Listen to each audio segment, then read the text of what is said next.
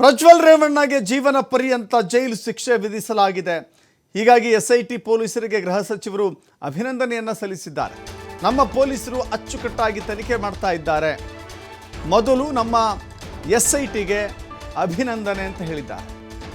ನಮ್ಮ ಎಸ್ಐಟಿ ಪ್ರಕರಣದ ಸಂಬಂಧ ಎಲ್ಲ ದಾಖಲೆಗಳನ್ನು ಕೊಟ್ಟಿತ್ತು.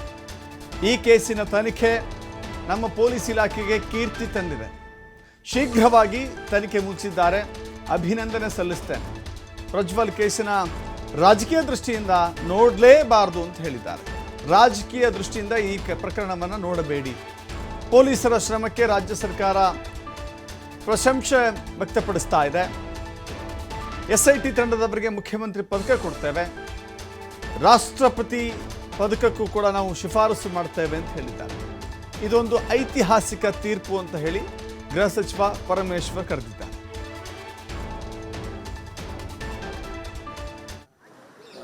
ಇಲಾಖೆಯಲ್ಲಿ ವಿಶೇಷವಾಗಿ ಸಿಒಡಿ ಅವರಿಗೆ ಅವರು ಮಾಡಿರ್ತಕ್ಕಂಥ ಉತ್ತಮವಾದ ಕೆಲಸದ ಬಗ್ಗೆ ಅಭಿನಂದನೆ ಸಲ್ಲಿಸ್ತೇನೆ.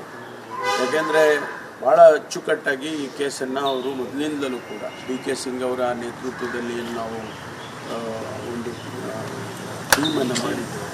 ಅವರು ಒಳ್ಳೆಯ ಕೆಲಸವನ್ನು ಮಾಡಿದ್ದಾರೆ. ಎಲ್ಲ ರೀತಿಯ ಎವಿಡೆನ್ಸ್ಗಳನ್ನು ಅವರು ಕೊಟ್ಟಿದ್ದಾರೆ. ಹಾಗಾಗಿ ನ್ಯಾಯಾಧೀಶರು ತೀರ್ಮಾನ ತಗೊಳ್ಳೋದಕ್ಕೆ ಅನುಕೂಲ ಆಯಿತು ಅಂತೇಳಿ ನಾನು ಅಂದ್ಕೊಳ್ತೀನಿ. ಇದು ನಿಜಕ್ಕೂ ಕೂಡ ಒಂದು ಹಿಸ್ಟಾರಿಕಲ್ ಡಿಸಿಷನ್ ಜಡ್ಜ್ಮೆಂಟು. ಅದರಿಂದ ನಮಗೆ ಪೊಲೀಸ್ ಇಲಾಖೆಗೆ ಒಂದು ಒಳ್ಳೆಯ ಕೀರ್ತಿ ಬಂದಾಗ ಆಗಿದೆ. ಸರ್, ಆಮೇಲೆ ಕಡಿಮೆ ಅವಧಿಯಲ್ಲಿ ಇಂಥದ್ದೊಂದು ಕೇಸು ಇತ್ಯರ್ಥ ಆಗಿದೆ ಸರ್. ಮತ್ತು ಪೊಲೀಸರು ಕೂಡ ಭಾಳಷ್ಟು ಚುರುಕಾಗಿ ಮಾಡಿದ್ದಾರೆ. ಅದನ್ನೇ ನಾನು ಹೇಳಿದ್ದು, COD ಟೀಮ್ನವರು ಅವರು ಎವಿಡೆನ್ಸ್ಗಳನ್ನ ಕಲೆ ಹಾಕೋದ್ರಲ್ಲಿ ಮತ್ತು ಯಾವ್ಯಾವ ರೀತಿಯಲ್ಲಿ ಅವರು ಕಾನೂನಿಗೆ ಕನ್ವಿನ್ಸ್ ಮಾಡಬೇಕು ಆ ರೀತಿ ಕೆಲಸ ಮಾಡಿದ್ದಾರೆ. 1 ವರ್ಷ 4 ತಿಂಗಳು, 1 ವರ್ಷ ಸಾಮಾನ್ಯವಾಗಿ ಈ ಥರ ಕೇಸ್ಗಳೆಲ್ಲ ವರ್ಷಗಟ್ಟಲೆ ತೊಗೊಳುತ್ತೆ. ಅಂಥದ್ರಲ್ಲಿ ಅವರು 1 ವರ್ಷ 4 ತಿಂಗಳಲ್ಲಿ ಮಾಡಿದ್ದಾರೆ. ಹಾಗಾಗಿ ಅವರಿಗೆ ನಾನು ಅಭಿನಂದನೆಯನ್ನು ಹೇಳಲೇಬೇಕು. ಮಾಡಿದ್ದಾರೆ. ಪ್ರಶಂಸೆ ಮಾಡುತ್ತೆ ಸರ್ಕಾರ. ಇಲಾಖೆಯಲ್ಲಿ ನಾವೆಲ್ಲ ಪ್ರಶಂಸೆ ಮಾಡ್ತೀವಿ. ಅವರಿಗೆ ಸಂದರ್ಭದಲ್ಲಿ ಒಂದು ನಮ್ಮಲ್ಲಿ ಈಗ ಮುಖ್ಯಮಂತ್ರಿಗಳ ಪದಕ ಕೊಡ್ತೀವಿ, ಆಮೇಲೆ ಸೈಟೇಷನ್ಸ್ ಕೊಡ್ತೀವಿ, ಪ್ರೆಸಿಡೆನ್ಷಿಯಲ್ ಮೆಡಲ್ಗೆ ರೆಕಮೆಂಡ್ ಮಾಡ್ತೀವಿ. ಇವೆಲ್ಲ ಇಲಾಖೆಯಲ್ಲಿ ನಡೀತಕ್ಕಂಥವು. ಆ ಸಂದರ್ಭದಲ್ಲಿ ಇವರಿಗೂ ಕೂಡ ಪರಿಗಣಿಸುವಂಥ ಕೆಲಸ ಆಗುತ್ತೆ. ಸರಿ. ಮಾಜಿ ಸಂಸದ ಪ್ರಜ್ವಲ್ ರೇವಣ್ಣಗೆ ಜೀವಾವಧಿ ಶಿಕ್ಷೆಯ ಹಿನ್ನೆಲೆ ಹಾಸನದಲ್ಲಿ ಪೆನ್ಡ್ರೈವ್ ಹಂಚಿದವರಿಗೆ ಢವಢವ ಶುರುವಾಗಿದೆ. ಹಾಸನದಲ್ಲಿ ಪೆನ್ಡ್ರೈವ್ ಹಂಚಿದಂಥ ವ್ಯಕ್ತಿಗಳಿಗೆ ಈಗ ನಡುಕ ಶುರುವಾಗಿದೆ. ಪೆನ್ಡ್ರೈವ್ ಹಂಚಿದ್ದ ಬಗ್ಗೆ ಚಾರ್ಜ್ ಶೀಟ್ ಸಲ್ಲಿಕೆಗೆ SIT ನಿರ್ಧಾರ ಮಾಡಿದೆ. FSL ರಿಪೋರ್ಟ್ಗಾಗಿ SIT ತಂಡ ಕಾಯ್ತಾ ಇದೆ.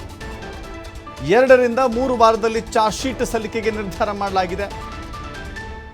ಹಾಸನ ಸೆನ್ ಪೊಲೀಸ್ ಠಾಣೆಯಲ್ಲಿ 5 ವಿರುದ್ಧ FIR ದಾಖಲಾಗಿತ್ತು. ಪ್ರಕರಣದ ಸಂಬಂಧ ತಮ್ಮಯ್ಯ ನೇತೃತ್ವದಲ್ಲಿ ತನಿಖೆ ನಡೆದಿದೆ.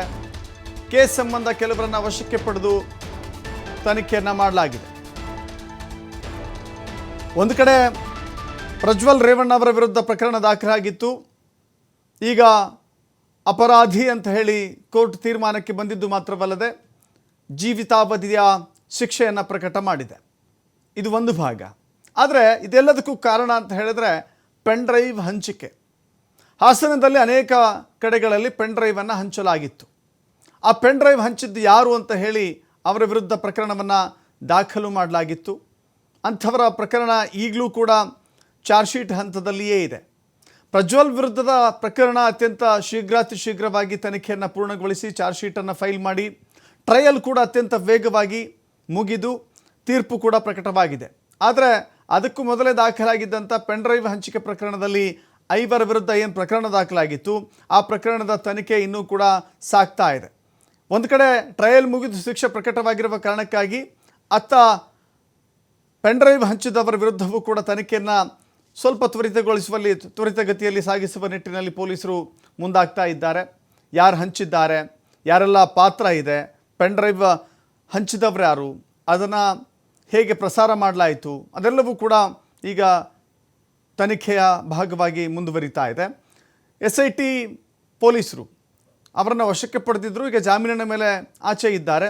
ಅವರ ವಿರುದ್ಧ ಪ್ರಕರಣ ದಾಖಲಾಗಿತ್ತು. ಇದೀಗ ಚಾರ್ಜ್ ಶೀಟ್ ಸಲ್ಲಿಕೆಗೆ ಪೊಲೀಸರು ಮುಂದಾಗ್ತಾ ಇದ್ದಾರೆ. ಹೀಗಾಗಿ ಪೆನ್ ಡ್ರೈವ್ ಹಂಚಿದ್ದಂಥ ವ್ಯಕ್ತಿಗಳಿಗೆ ಢವಢವ ಆತಂಕ ಮನೆ ಮಾಡಿದೆ. ಮತ್ತಷ್ಟು ಮಾಹಿತಿ ನಮ್ಮ ಪ್ರತಿನಿಧಿ ಪ್ರಕಾಶ್ ನೀಡ್ತಾರೆ. ಪ್ರಕಾಶ್, ಒಂದು ಕಡೆಯಲ್ಲಿ ಅತ್ಯಾಚಾರದ ಆರೋಪ ಹೊತ್ತಿದ್ದು ಅಪರಾಧಿ ಅಂತ ಸಾಬೀತಾಗಿದೆ, ಜೀವನ ಪರ್ಯಂತ ಶಿಕ್ಷೆಯನ್ನು ವಿಧಿಸಲಾಗಿದೆ ಪ್ರಜ್ವಲ್ಗೆ. ಇನ್ನೊಂದು ಕಡೆ ಪೆನ್ ಡ್ರೈವ್ ಹಂಚಿದ ವಿಚಾರವೂ ಕೂಡ, ಯಾಕಂದರೆ ಅದಕ್ಕೂ ಮೊದಲೇ ದಾಖಲಾಗಿದ್ದಂಥ ಪ್ರಕರಣ ಇದು. ಕೆಲವರನ್ನು ವಶಕ್ಕೆ ಪಡೆದಿದ್ದರು, ಈಗ ಜಾಮೀನಿನ ಮೇಲೆ ಆಚೆ ಇದ್ದಾರೆ. ಈಗ ಯಾವ ಹಂತದಲ್ಲಿದೆ ಆ ಕೇಸ್ ಅಂತ ಹೇಳಿ?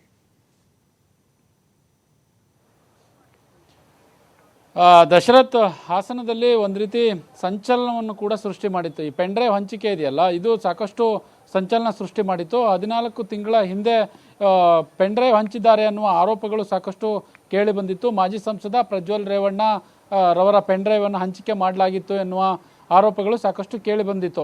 ಹಾಗಾಗಿ SIT ಅಧಿಕಾರಿಗಳು ಅಂದು ಕೂಡ ಒಂದು 5 ಮೇಲೆ ಹಾಸನದ ಸೆನ್ ಪೊಲೀಸ್ ಠಾಣೆಯಲ್ಲಿ ದೂರನ್ನು ಕೂಡ ದಾಖಲು ಮಾಡಲಾಗಿತ್ತು. ನಂತರದಲ್ಲಿ ಅವ್ರನ್ನ ತನಿಖೆ ಮಾಡ್ತಾರೆ. ತನಿಖೆ ನಂತರದಲ್ಲಿ ಈಗಾಗಲೇ ಅವ್ರನ್ನ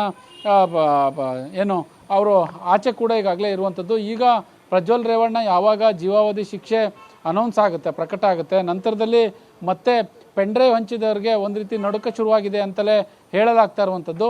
ಅಂದಿನ SIT ಟೀಮ್ನ ನೇತೃತ್ವ ವಹಿಸಿಕೊಂಡಿದ್ದಂತಹ ತಮ್ಮಯ್ಯ ನೇತೃತ್ವದಲ್ಲಿ ಒಂದು ಕಡೆ ಚಾರ್ಜ್ ಶೀಟ್ ಸಲ್ಲಿಸಲಿಕ್ಕೆ ತೀರ್ಮಾನ ಮಾಡಲಾಗ್ತಾ ಇದೆ ಅನ್ನುವ ಮಾಹಿತಿ ಈಗಾಗಲೇ ಸಿಕ್ಕಿರುವಂಥದ್ದು. ಅಂದರೆ FSL ವರದಿಗಾಗಿ ಕಾಯ್ತಾ ಇರುವಂತಹ ಅಧಿಕಾರಿಗಳು ಇನ್ನು 2 ರಿಂದ 3 ವಾರದಲ್ಲಿ ಚಾರ್ಜ್ ಶೀಟ್ ಸಲ್ಲಿಸೋದಕ್ಕೆ ರೆಡಿಯಾಗಿದ್ದಾರೆ ಅನ್ನುವ ಮಾಹಿತಿ TV5ಗೆ ಲಭ್ಯವಾಗಿರ್ತಕ್ಕಂಥದ್ದು. ಸಾಕಷ್ಟು ಈ ಪ್ರಕರಣ ಇದೆಯಲ್ಲ, ಸುಮಾರು ಪೆನ್ ಡ್ರೈವ್ ಹಂಚಿದ ಪ್ರಕರಣ ಹಾಸನದಲ್ಲಿ ಸುಮಾರು 1 ತಿಂಗಳ ಕಾಲ, 1.5 ರಿಂದ 2 ತಿಂಗಳ ಕಾಲದವರೆಗೂ ಕೂಡ SIT ತನಿಖೆ ಮಾಡಿತ್ತು. ಯಾರ್ಯಾರು ಈ ಪ್ರಕರಣದಲ್ಲಿ ಭಾಗಿಯಾಗಿದ್ರು ಅವರನ್ನು ವಶಕ್ಕೆ ತೆಗೆದುಕೊಂಡಿದ್ರು, ತನಿಖೆ ಮಾಡಿದರು, ನಂತರ ಬಿಟ್ಟು ಕೂಡ ಕಳಿಸಲಾಗಿತ್ತು. ಇದರಲ್ಲಿ ಸುಮಾರು 15 ರಿಂದ 20 ಜನ ಹೆಚ್ಚು ತಂಡದವರು ಕೂಡ SIT ಅಧಿಕಾರಿಗಳು ಕೆಲಸ ಮಾಡಿದರು. ತಮ್ಮಯ್ಯ ಆಗಿರ್ಬೋದು, ಜಗದೀಶ್ ಆಗಿರ್ಬೋದು, ಹೀಗೆ ಸಾಕಷ್ಟು ಪೊಲೀಸ್ SIT ಅಧಿಕಾರಿಗಳು ಈ ಟೀಮ್ನಲ್ಲಿ ಕೆಲಸ ಮಾಡಿದರು. ಈಗ ಚಾರ್ಜ್ ಶೀಟು ಸಲ್ಲಿಸೋದಕ್ಕೆ ಹತ್ತಿರವಾಗಿದೆ, ಸಮಯ ಹತ್ತಿರವಾಗಿರ್ತಕ್ಕಂತಹ ಹಿನ್ನೆಲೆ, ಅಂದರೆ ಜೈಲು ಪಾಲಾಗ್ತಾರೆ. ಜೈಲು ಪಾಲಾದಂಥ ಹಿನ್ನೆಲೆಯಲ್ಲಿ ಚಾರ್ಜ್ ಶೀಟ್ ಸಲ್ಲಿಸೋದಕ್ಕೆ ಕೇವಲ ಇನ್ನು 2 ರಿಂದ 3 ವಾರದ ಒಳಗೆ ಚಾರ್ಜ್ ಶೀಟ್ ಸಲ್ಲಿಸೋದಕ್ಕೆ SIT ಅಧಿಕಾರಿಗಳು ರೆಡಿಯಾಗಿದ್ದಾರೆ ಅನ್ನುವ ಮಾಹಿತಿ TV5ಗೆ ಲಭ್ಯವಾಗಿರ್ತಕ್ಕಂಥದ್ದು. FSL ವರದಿಗೋಸ್ಕರ ಕಾಯ್ತಾ ಇರುವಂಥದ್ದು. ಅಂದರೆ ಒಂದು ಏನಂತಂದರೆ ಎಷ್ಟು ಜನದ ಮೇಲೆ ಇದನ್ನು ಚಾರ್ಜ್ ಶೀಟ್ ಸಲ್ಲಿಸ್ತಾರೆ ಅನ್ನೋದನ್ನು ನಾವು ಈಗಲೇ ಕೂಡ ಸದ್ಯಕ್ಕೆ ಹೇಳೋಕ್ಕಾಗೋದಿಲ್ಲ. ಯಾಕಂತಂದರೆ ಅದಕ್ಕೆ ಪ್ರಮುಖ ಸಾಕ್ಷಿಗಳು, ಕೆಲವೊಂದು ಸಾಕ್ಷಿಗಳು ಕೂಡ SIT ಅಧಿಕಾರಿಗಳ ಬಳಿ ಇರುವಂತಹ ಹಿನ್ನೆಲೆಯಲ್ಲಿ ಅದು ಸಲ್ಲಿಸಿದ ನಂತರವಷ್ಟೇ ಇಷ್ಟು ಜನದ ಮೇಲೆ ಚಾರ್ಜ್ ಶೀಟ್ ಸಲ್ಲಿಕೆ ಆಗಿದೆ ಅನ್ನುವುದನ್ನು ಹೇಳ್ಬೋದು. ಒಟ್ಟು ಸೆನ್ ಠಾಣೆಯಲ್ಲಿ 5 ಮೇಲೆ ದೂರಾಗಿತ್ತು. ಕೆಲವರನ್ನು ವಿಚಾರಣೆ ಮಾಡಿದರು, ಇನ್ನು ಕೆಲವರನ್ನು ಒಂದು ಮಾಹಿತಿ ತೆಗೆದುಕೊಂಡು ಅವರನ್ನು ಕಳಿಸುವಂತಹ ಕೆಲಸಕ್ಕೆ ಮುಂದಾಗಿದ್ರು. ಈಗ ಯಾರ್ಯಾರು ಪೆನ್ ಡ್ರೈವ್ ಹಂಚಿದ್ರು ಅವ್ರಿಗೆ ಒಂದು ರೀತಿ ಭಯ ಸ್ಟಾರ್ಟ್ ಆಗಿದೆಯಾ ಅಥವಾ ಒಂದು ರೀತಿ ಹೆದರಿಕೆ ಸ್ಟಾರ್ಟ್ ಆಗಿದೆಯಾ ಅನ್ನುವ ಚರ್ಚೆಗಳು